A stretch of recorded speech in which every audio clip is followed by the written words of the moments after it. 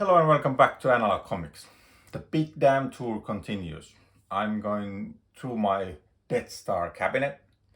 In the previous video I went through this cabinet, and the first one I went through this one. And as I promised in the second part, I'm trying to keep this shorter, way shorter than in the first part. And I only have now the one cabinet behind me left in this Death Star section. Then I have two more cabinets right over there, and that might take 1, 2, or 3 parts. Let's see how it goes. Before opening this third cabinet, I need to mention that it is the core of my old collection. In my head, I divide my collection into old part and the new part. The old part consists mainly of the European comics that have been translated into Finnish. That was what was available in the 70s and 80s when I was young. If you watch the part 1 and 2, you have already seen important parts of that collection, as I have the Tintin, Lucky Lukes and Asterix over here. Everything just doesn't fit into this one cabinet, but I'm planning on to keep the European stuff here and then move anything else, if possible, to the other new cabinets that I bought. Just like the previous cabinets, this one also holds a secret inside. And this one is by Moebius, Arzak. Moebius would have had so many panels, paintings, pictures that would have much more details or something happening in them, I guess. But I wanted this particular scene, as it kind of embodies everything about Moebius. You see that lighting effect, the depth in the picture, the feeling that there's a world beyond the frames, beyond, like on the sides where we don't see. And if you look at the rocks here, just the basic rocks, the lines and the insane amount of time and details he made into it, just to make one panel look this good. I am a fanboy. Absolutely magnificent.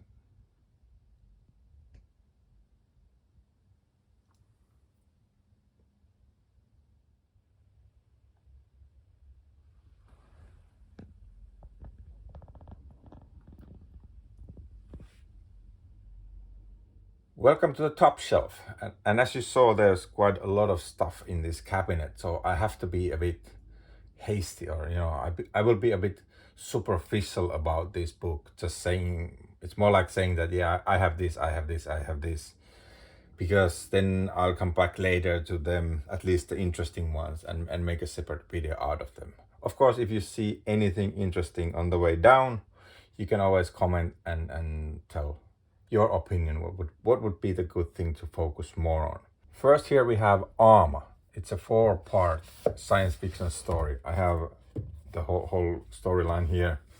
This one is about searching something physically and also in an inner way. The graphics are nice, and the story goes gradually into crazier and crazier as you go forward. The reality, the inner life and outer life, so to speak, they start to mix. There's all kinds of transformations and weird stuff happening. Graphically, very easy to like. Then there's 3 books from Humanoids. And Humanoids has, I always felt that they have this, in many of their science fiction books, they have this certain style of graphics. And I happen to like it. I usually buy these books by visiting the stores, and I just check the graphics, and yeah, I like it. Sometimes the plots and the writings aren't on par with the graphics, but you only know when you've read them. This is Elias the Cursed, and then the 2 stories here. These are adaptation of the 70s science fiction written by Julia Berlanger, Retro World and Savage Highway. Retro worlds are about these planets that have forgotten their past and ties to Earth, and they are kind of going backwards, technically. And Savage Highway was an easy sell to me as it's dystopian thing.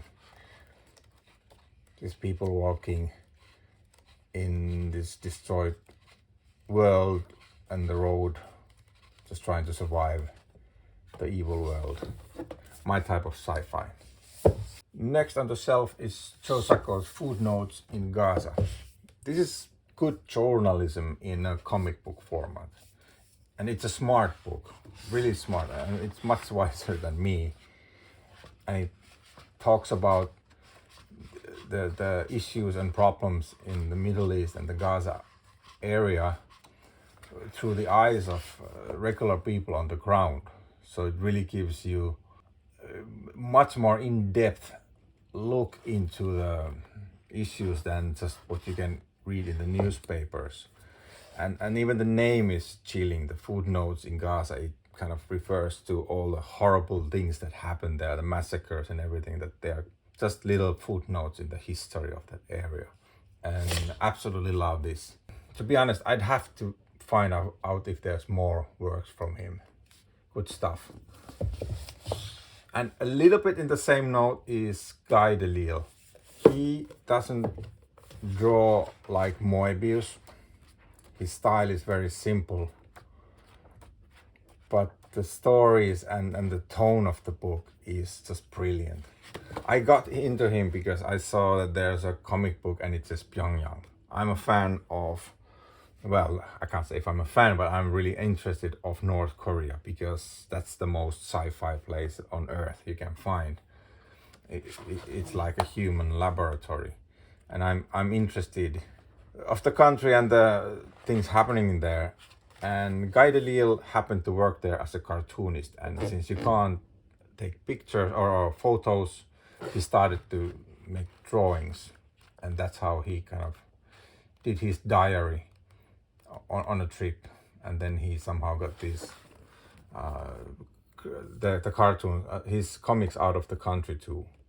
And after that, he's been to Shenzhen. Oh, that's, by the way, that was in Finnish. This is in English. He went to work in Shenzhen. Then he went to work in Burma. This is in Finnish also. And there's Jerusalem also. This is in English. But it seems that he happens to find himself working, or at least traveling, in the areas of the world that are, well, far from the Western basic living, and he has interesting insights on the lives there. Then there's a few books that I don't have a lot to say about, as I haven't read some of them for a while, but this one I have something to say about. Star Wars. Yeah, and the price sticker is just where it should be, yeah. This is a massive size Star Wars comic made out of regular comic book. I mean, what was it, 70 something? 79. Yeah, they published Star Wars comics back then, and for some reason few of those stories in Finland were published in this massive format. The art is horrible, and so is the story. But I haven't been able to get myself rid of this because it's a Star Wars. There you go. Then I have two Transgenesis sci-fi albums, 2025, 2029. I've tried to like them, but I don't. So I have nothing more to say about them. Then there's one book that I haven't read for a long time. Millar's and McNiven's Nemesis. This is ultra-violent stuff. And I just wanted to find something that I haven't read before, and I guess they had this on display. I looked at the art and thought, this is interesting. I rarely get to see graphics like this. I thought that this was interesting, but I don't remember a lot about the plot, so it didn't really stuck in my mind. Have to come back to it later. Then there are a few albums that I bought. Painkiller Jane and Scarlet, because it has a strong female character with a gun. That's the point. I just like strong female characters, like, you know, Ripley in Alien and such. That, well, kick ass, if people still say kick ass. Then there's Crossed. This is again horror, and as I've mentioned in my earlier videos, I'm not into horror, but again and again I try. So I bought this one also. This turned out to be a bit like zombie thing. These crazy people are trying to eat and rip the guts out of the healthy people. And that's the whole thing. Gardens of Glass by Lando. I did a separate video on this, so I won't talk more about it, but I suggest you check the video. The graphics and the stories this is food for your brain. Really good, really good. Human Target. The premise of the book was interesting. This man pretends to be their customer to become like them. I guess it's some kind of a bodyguard thing, but then it becomes hard for him to kind of separate the reality and what's the character and what's not. It was interesting, the whole premise and the idea, but at least this book didn't sell it to me. But also one thing that I might come back to. I usually come back to this. I just give them time, some distance, and then come back to it later. I don't throw them away immediately. Then there's Killing and Dying by Adrian Tomin. This is one of those exceptional books. I love the pacing in the book. It's thoughtful. It's darkly funny. The graphics are very simple lines, but still the gestures and the expressions on people are very, well, expressive. It's very well done. It's one of those books where you shouldn't be in haste. Rather take a coffee, take your time and to spend with each panel. And the way the stories are told, they are also paced, so this is hard to read fast actually in a way. It's just the way it's paced. It's about experiences, humans, and the plot. There isn't a massive plot saving the world or something like that. Basic regular people going through things that aren't always, I guess, normal, but this will draw of feelings and thoughts out of you. Then I have Celeste by Coolbard. The premise for this was also a very inviting, as it's about almost all of the people suddenly vanishing from the world except the few ones. But this slowly went to weirder and weirder. It became too weird for me. At least that was my first impression. I didn't read again, so it's kind of waiting here to be read again later.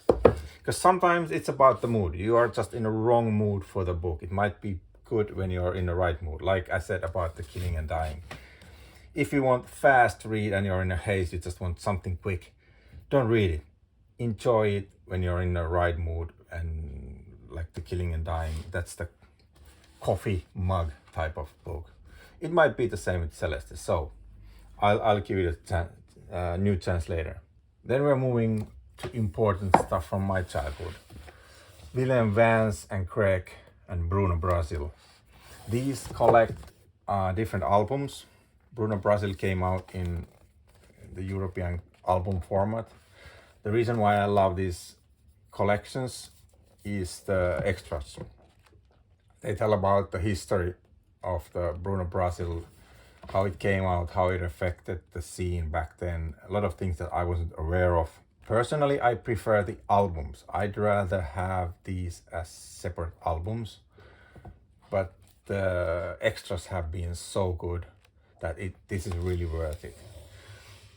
And there is a third book which has more of those rarer, shorter stories. That's why the hardcovers is good for me, because now I get that too. I finally found the third one. These have been, some of them have been hard to find. The single albums are actually easier to find than these collections. But now I have the third also. There, it's on my waiting pile, and it's not part of my official collection until I've read it. So it's there. And then to continue that, Egmont, the Danish big publisher that is putting out a lot of Finnish language comics too, they started this Pandai Destiny series that is really interesting. I follow this very closely. They brought out Bruno Brazil. I mean, this series was ended by William Vance and Craig decades ago. And now there are two new creators, Aama and Bolle. They are continuing Bruno Brazil. The first part, I thought, you know, the art is great, the story is modernized, which is good, but it's still Bruno Brazil. But then the second part took it to the direction that I didn't like. It feels like they are trying to bring in science fiction, but I hope they don't go that way. I have to see in the future how it goes. It's just not a thing that fits Bruno Brazil. Then I have this strange treasure here. The Quest for Abersen. Book 1, To the Death, by Ngesan and Gibbelin. Not sure if I pronounced them correctly. But I have never seen book 2. I mean, the start of this is great. Art is great. Just the type of art I'd like to. There's really nice anthropomorphic animals. Kind of cartoony, but not. Very lots of details. Interesting story start. And then nothing. If anyone knows anything about this, you know, I'd like to know. Let's see, when did this came out? 2001. That's a long time. And the last is the treasure of this top shelf. Moebius Arzak. This is in Finnish. It's actually so big book that it wouldn't fit in any other shelf in this cabinet. Moebius started a new Arzak stories.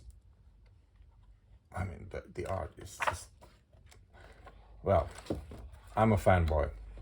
To me, he is the artist. So, but unfortunately, he passed away before he could continue this. But I'm happy that at least I got this one. Wonderful, wonderful stuff. I might be coming back. Well, I think I will be coming back to this in later videos. That was the first shelf. Then we jump one more down. Okay, we just landed to the world of Moebius and Jodorowsky. I still have many albums in these holders that I'm trying to get rid of later once I find the right places for all the albums. This here is all Moebius, anything I could get my hands on.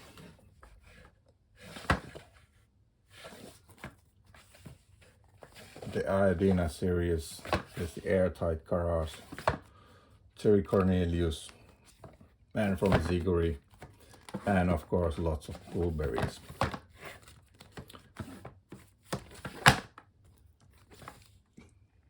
But this is stuff that I will come back in more detail later. There's more Young Blueberry done by Charlie and Moebius. I have some Blueberry albums in this hardcover format that is signed by Moebius also.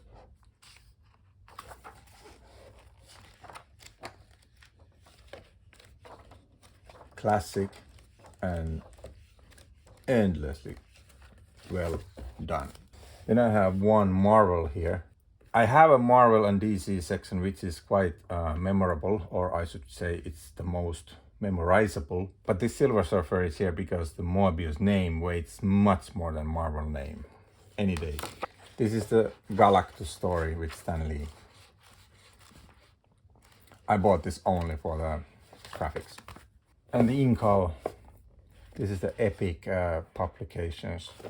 Maybe one of the most read books in my collection. I also bought this oversized Incal when I saw it. I didn't think for a second.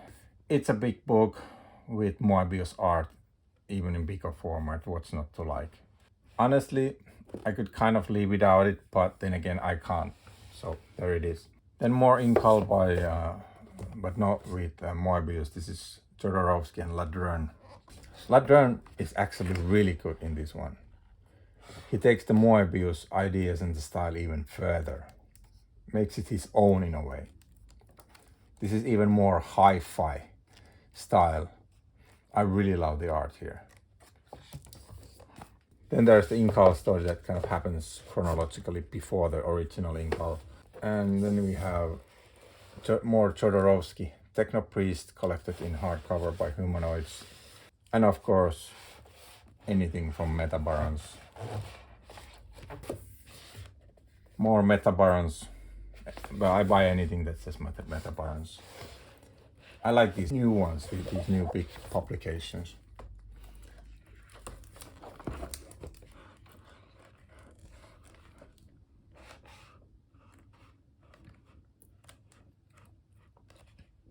Jodorowsky is one of those artists that you have to be in the right mood to read. Depending on your mood, he is insane or genius. That there's nothing in between. And then Jodorowsky Bouncer.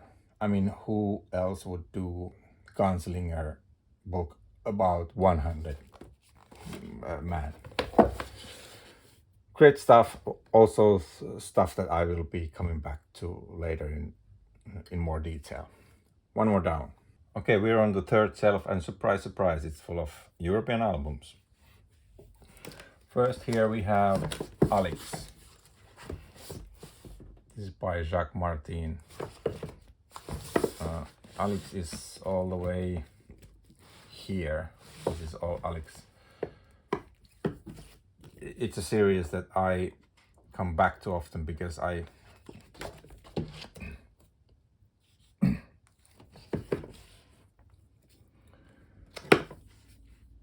the reason why I started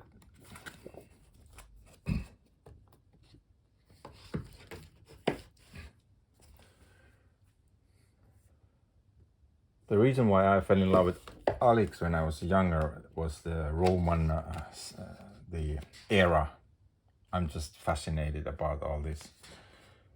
And this was one of those rare comic books where the Romans are not necessarily always the bad guys, like, you know, in Asterix and so on. But here Alix, the hero of the story, is part of the Roman system. Art is great.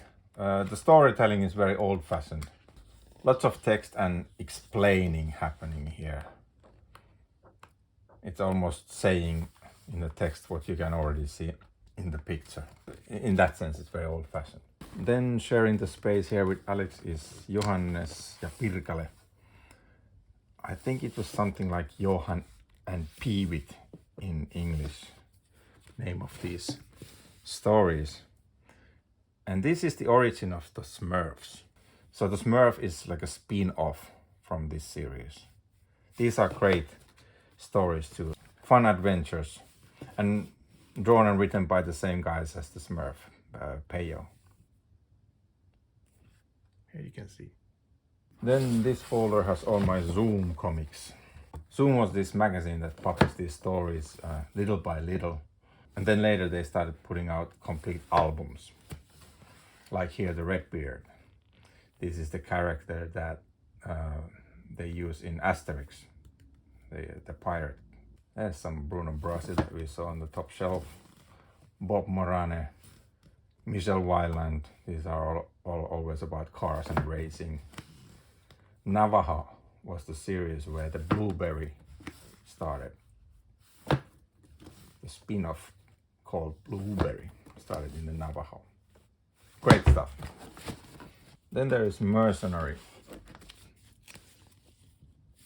These are all the albums that I know of that have been published in English.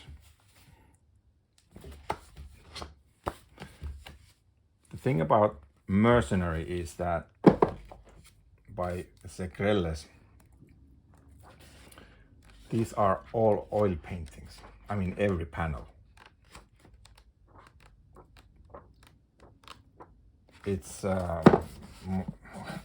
hard to imagine why anyone would go through that, but then again, the end result is pretty amazing.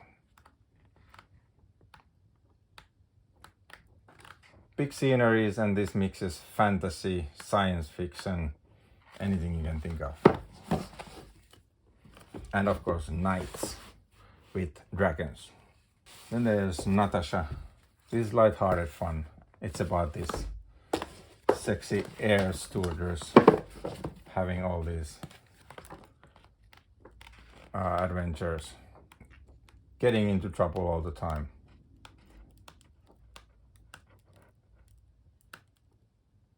Very cartoony stuff. Then in this box I have Iron Empires. I have made a video about this, one of my favorite sci-fi comics. Highly recommend. Then I have all kinds of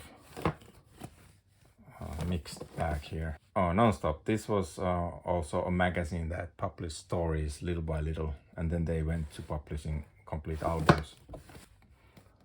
It was also a very nice way to get to know a lot of different European series. Okay, there's one more Rogue Trooper here. I had one in another cabinet also. Okay.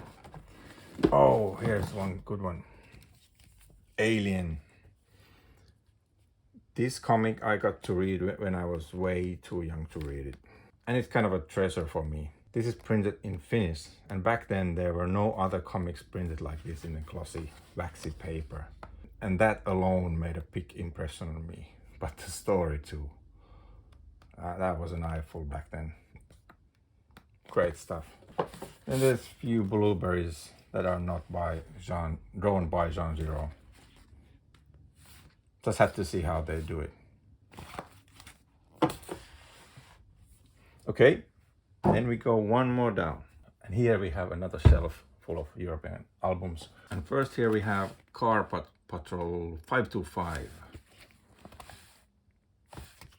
It's an endless stream of car crashes or train crashes, plane crashes. I mean, just look at the cover. It's all about this. This is the whole thing.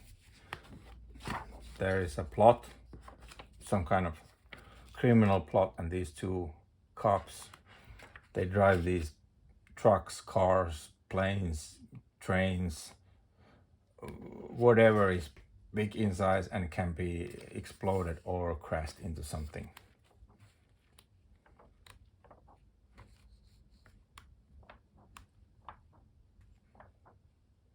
It's like an endless B movie, the whole series. Then in the same box is Roxanna, The Quest for the Time Bird. I have the third part in English, and I guess the two other are in Swedish. Swedish is a second official language in Finland. And I understand it. I don't speak it well, but I understand it enough to be enjoying the comics and so on, even if it's in Swedish. I can read it quite fluently, but as I don't really speak it, I don't remember the words.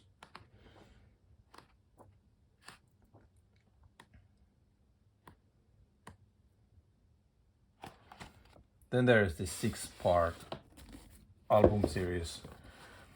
Well, it's called the Redskin. Not sure if that would be politically correct anymore, but this was published, at least in Finland, in the 70s. It's about the conquistadors coming to the areas of the Native Americans. And it's told in the view of these Native Americans, how they view these strange people entering the land with these thunder sticks, the guns and everything. And it's a sad story for the conquistadors, this whole series. I like the series as the setup is kind of unusual, the whole conquistador timing and scene. Then here we have Hardboiled by Darrow and Miller in 3 parts. It says here, for the grown-ups. I am a grown-up. I can own this.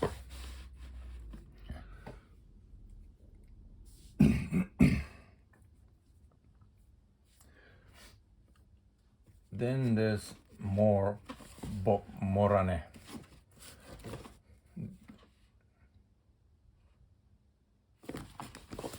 Then there's more of the. Then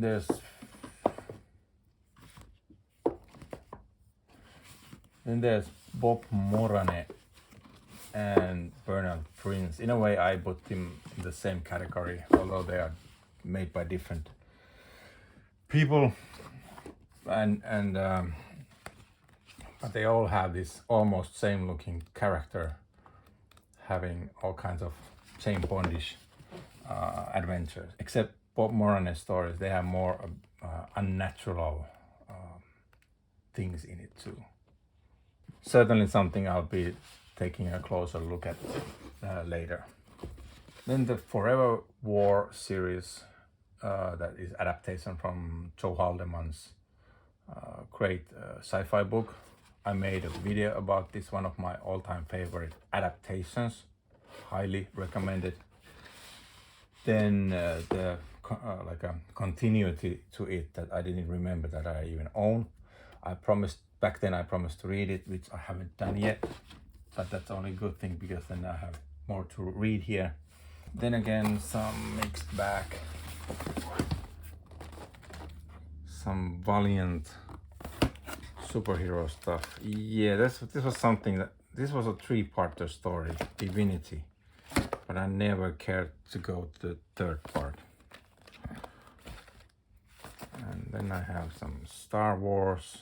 These I've been buying every now and again just to see if there are any good stories in the comic form. Of course, the Return of the Jedi, Rank Xerox, Dayak. This is an album by heavy metal also. I think I should make a video about the heavy metal albums, some sort of video at least. The Body Save by Richard Corbin. And then there's Dunham Nets and Carl Richardson's Lone Wolves. This is like Warhammer meets Starship Troopers.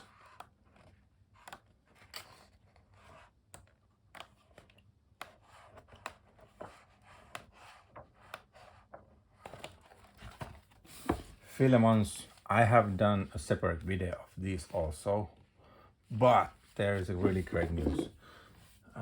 Egmont just released a new Philemon. I mean, it must have been what, 30, almost about 40 years since the last one came out. Well, I mean, 40 years I've been waiting for that album, and now it's here. I actually have it in my waiting shelf to be read. And I'm reading another series at the moment, and I decided not to go to the new Philemon until I read the series to the end, and it's painful. But I'm really, really happy. I finally have, after 40 years, a new Philemon album translated in Finnish in my shelves. Absolutely fabulous. Then one of the craziest comics there ever was, Cocco. This is a hardcover collection of stories and albums that have never been before translated in Finnish, which is more recent, and then the ones I have here are really old and they're all coming to pieces. They're really hard to find. This is one of the most bonkers comics ever. It's an Italian, Benito Jacobiti, Italian artist, and his style is unlike anything. This also has a superb translation. I don't think it's available in English, but this is definitely something worth to talk about. Cocco is this cowboy, and he shoots faster than anybody, and he has a white horse that always smoking, and the graphical quips in the panels are endless. Like he has a warning triangle on the horse.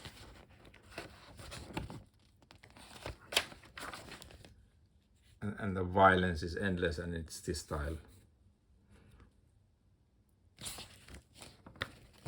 Every panel is such that you have to look very closely, very carefully at it. They are like filled with details.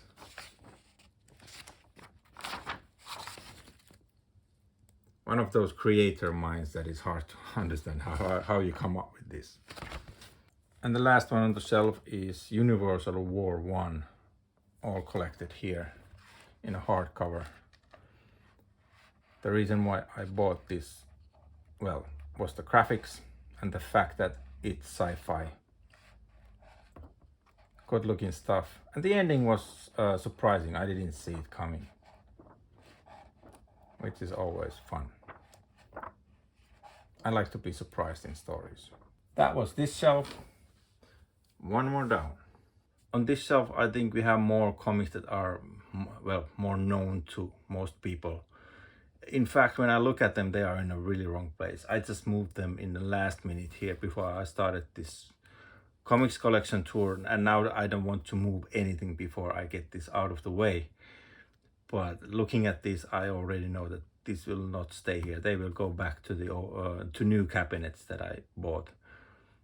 I want to reserve this cabinet to European albums. But all this is divided by two things. First, this is all Brian K. Vaughan with different artists, but it's all Brian K. Vaughan. Saga series, I have it mostly in Finnish, and then I bought something in English because I didn't want to wait, and now I'm a bit sorry for that. I might need to decide in the end if I want to have this in English or Finnish. The Finnish translation is actually really good, so I don't mind having it in Finnish. I don't know how it'll go. Then I have few volumes of Ex Machina. The problem is that I ran out of space on the shelf and I had to move to the digital comics, so the rest is there, which is a bummer. I don't really like to read comics staring at the screen. Barrier by K. Vaughan. We Stand on Guard,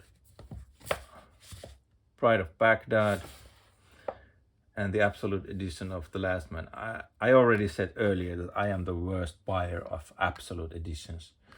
And I have to say that the Why the Last Man, though I like the series, it doesn't need to be an Absolute edition. There's no justification for this. It would be okay in a trade paperback. I would be really happy with that. I may try to sell these away. It might be easier to sell them away because I have the whole series in Absolute. That way I get more space on the shelf too. So that was the first defining thing, Brian K. Vaughan, and the next one is Ed Brubaker and Sean Phillips. It's everything about their crime stories. Kill or Be Killed, Reckless series, I only have one, but have to get all of them later. Fade Out, this was a great one. I mean, really. Pacing and everything was just absolutely fabulous. The thing about these crime stories, it reminds me a lot of many classic European adventures, I think. There's talking, it's more about just going slowly, not always hitting someone in the face or shooting someone. It's the story and finding out what's happening. Really love this. Then there's Pulp. This was actually much better than I expected. Really good one. It was so heavy on some kind of inbuilt nostalgia in it. I mean, with the characters. I was surprised how much this affected me. And then the Criminal series. I'm missing some parts here. I'm in the volume 5 at the moment. But it's one of, this duo has so far not once failed me. I loved everything they done. That's pretty amazing. Okay, that was a quick shelf. Then we go one more down. And the last shelf is as it should be. It's full of European albums. These are still in their holders that I am going to give away. But this is all Yoko Tsuno. I don't take them out because I have more here. Adventures of this young girl.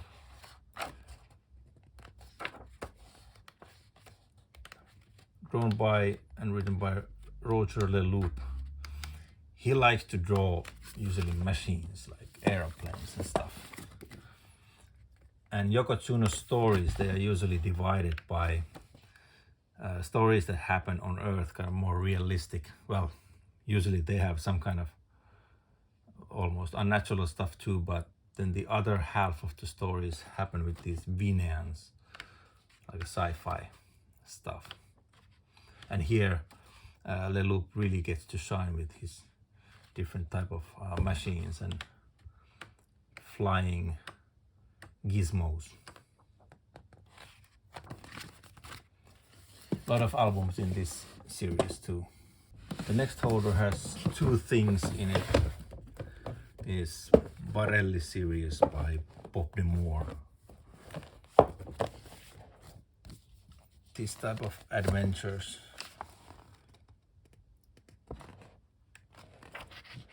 It has a heavy smell of Tintin. The graphics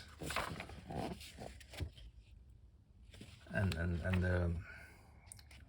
also all the postures and the way people look. And the other thing in this box is the Canardo. I think it's something like Canardo in English. It's about this drunken duck, private detective in a way.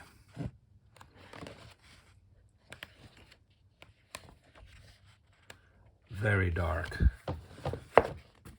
stories. Drinking, smoking, death, despair. I think it's done over the top on purpose because then it becomes in a way funny. Or not, depending how you feel about the stories like this. Then there is Sammy. One of them is the Non-Stop album with vampires. But basically these Sammy albums, they are about gangsters.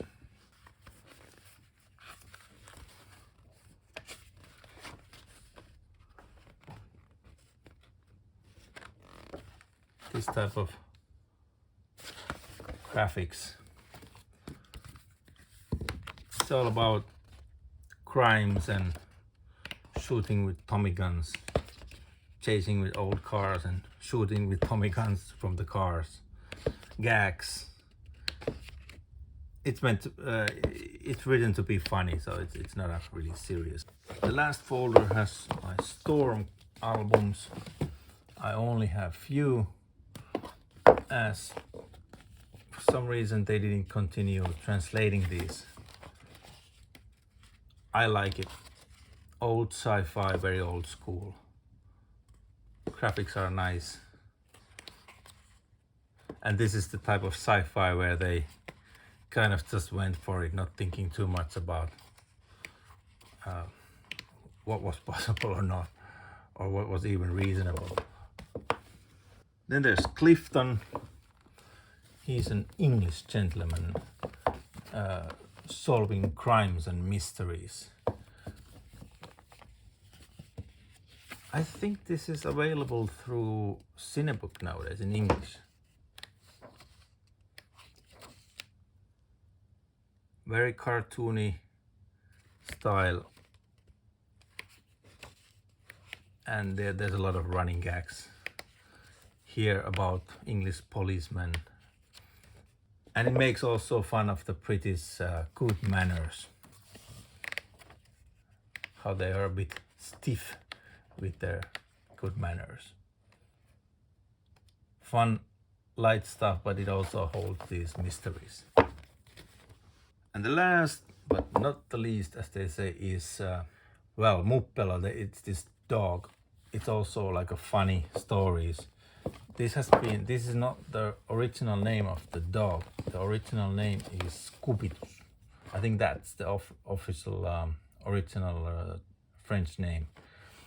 But in Finland they published the stories with both names by different companies. There are some longer stories that are even more like a crime stories, but it's more gags and short stories of life of this big lazy dog living with his master owner. And of course the dog knows how to talk. And so we reached the end of this cabinet. Lots of albums, so I was very superficial, and if you felt that I was just kind of running through it, it's because I was. This would take otherwise hours and hours to go through. I will go through all this in more detailed as I want to document all these European comics too for the YouTube community. Thanks again for watching, and I'll see you in the next one. Bye.